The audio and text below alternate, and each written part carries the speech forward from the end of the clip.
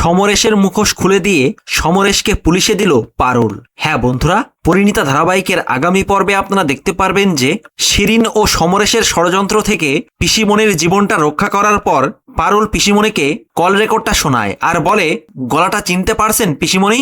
একটা হলো ওই শিরিঙ্গের আর একটা হলো এই মহামানবের। তখন এই কথা শুনে সমরেশ কিছু বলতে চাইলে পারুল সমরেশের দিকে আঙুল তুলে বলে, আপনার মতো শয়তানের মুখ থেকে না একটা কথাও শুনতে চাইছে না আমার পিসিমণি।